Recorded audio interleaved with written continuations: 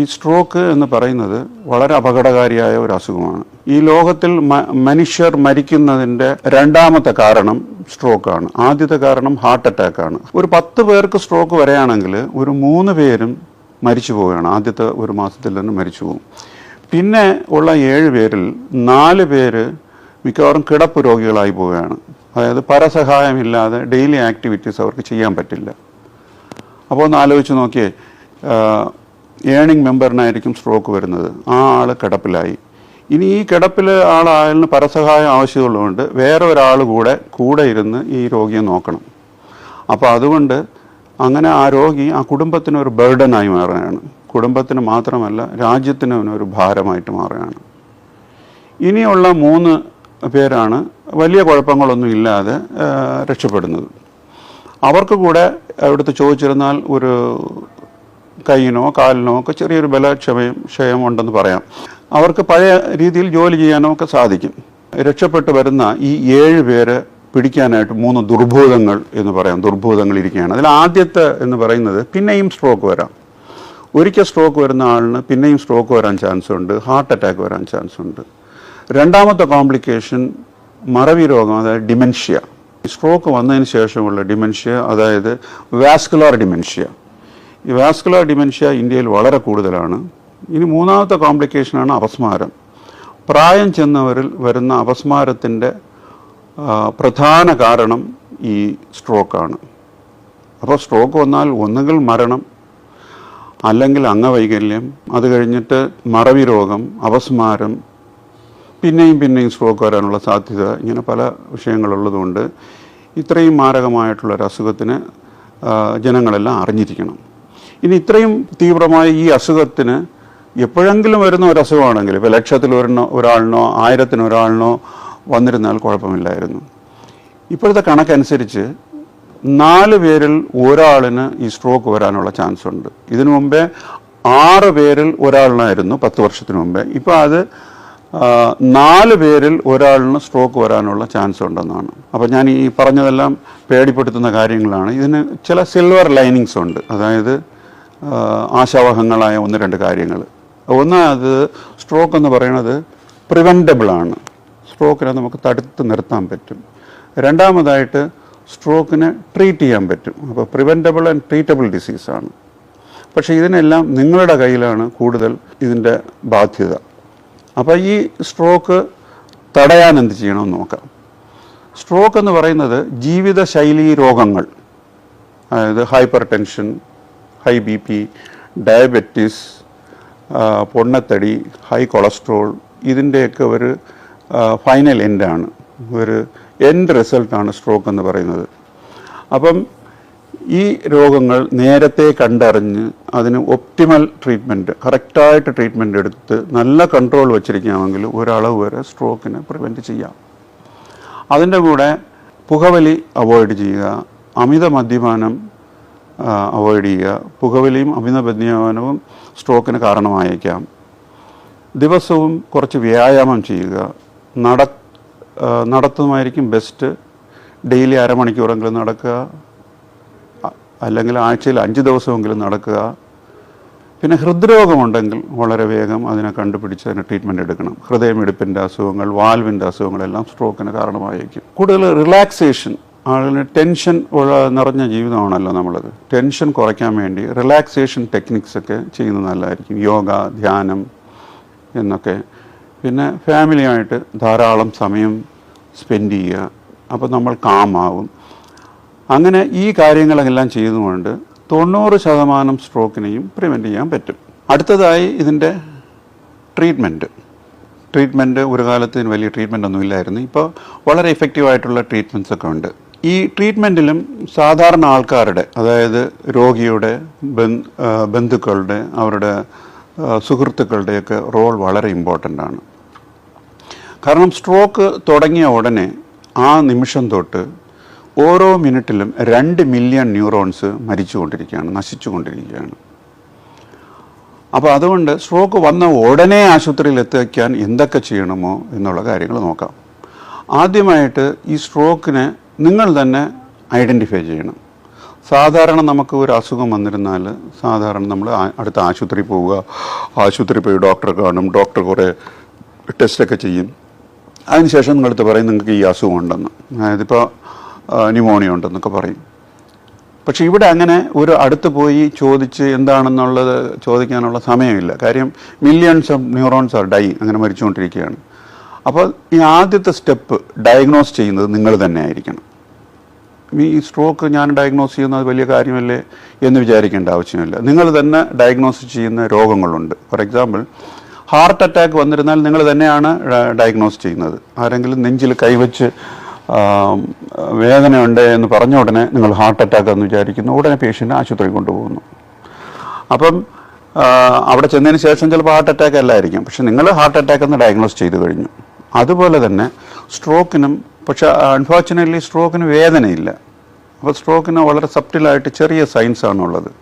അതെന്തൊക്കെയാണെന്ന് ഞാൻ ഇപ്പോൾ പറയാം. ഈ എന്തൊക്കെയാണെന്നുള്ളത് എല്ലാവരും അറിഞ്ഞിരിക്കണം. അറിയാമെന്നുള്ളവർ അറിയാത്തവരെ പഠിപ്പിക്കണം. എൻ്റെ അഭിപ്രായത്തിൽ സ്കൂളിൽ, കോളേജസിലെല്ലാം ഈ സ്ട്രോക്കിനെ എങ്ങനെ ഐഡൻറ്റിഫൈ ചെയ്യാം എന്നുള്ള കാര്യം അറിഞ്ഞിരിക്കണം.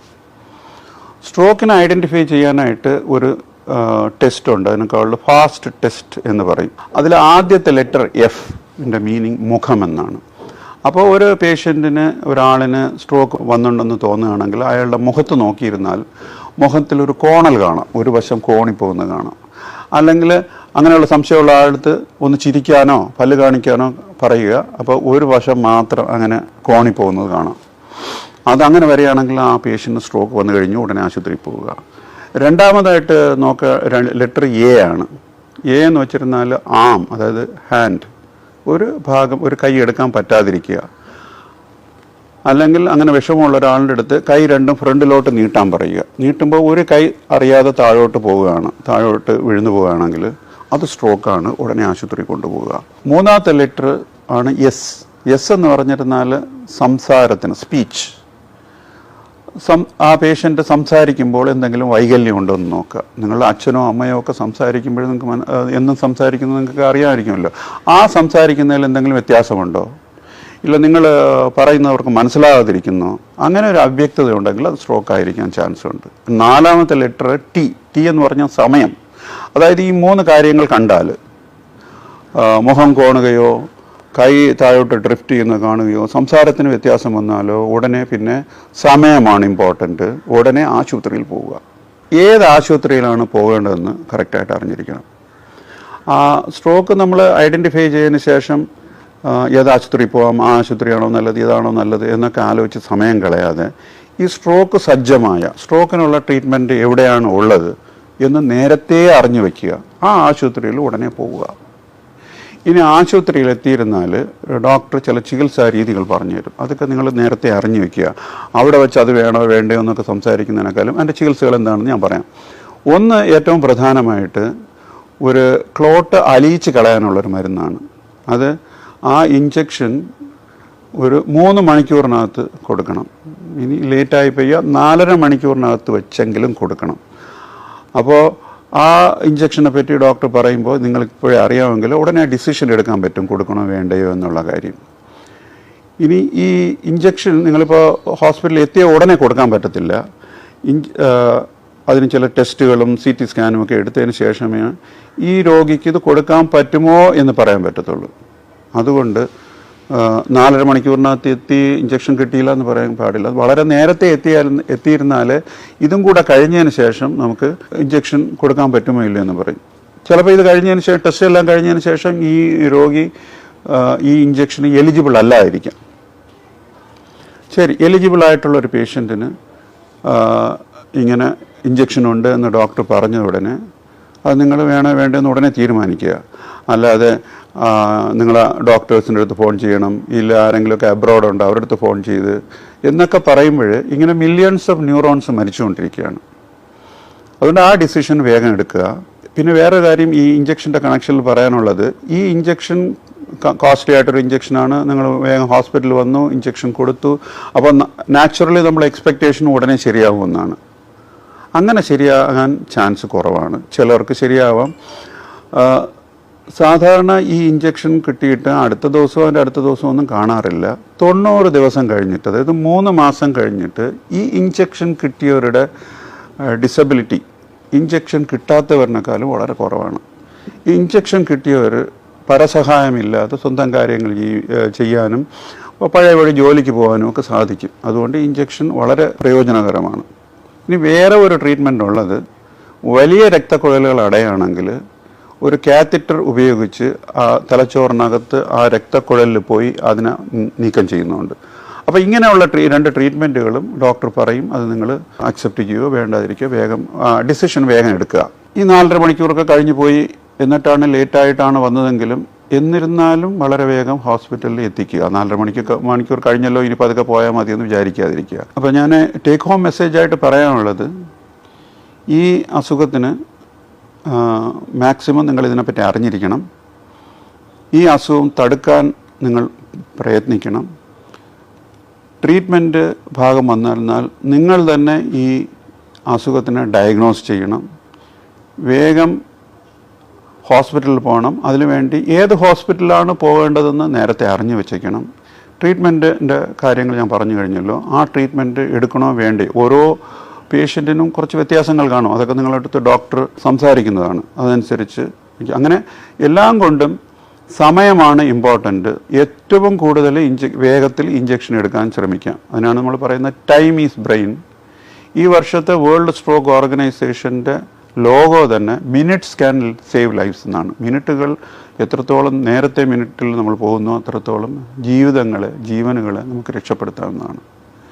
ടൈം ഈസ് ബ്രെയിൻ്റെ കൂട്ടത്തിൽ ഞാൻ ഒരു കാര്യം കൂടെ ആഡ് ചെയ്യാൻ ആഗ്രഹിക്കുന്നു. അതായത് അവയർനെസ് ഈസ് ബ്രെയിൻ എന്നുകൂടെ പറയാം. ഈ കാര്യങ്ങളൊക്കെ പറ്റി നിങ്ങൾക്ക് ഒരു അവബോധം ഉണ്ടെങ്കിൽ ഈ ബ്രെയിനെ രക്ഷപ്പെടുത്താൻ പറ്റും. സ്ട്രോക്കിനെ പറ്റി ചെറിയൊരു വിവരമാണ് ഞാൻ തന്നിട്ടുള്ളത്. അത്യാവശ്യമായിട്ട് ജനങ്ങൾ അറിയേണ്ട കാര്യങ്ങൾ.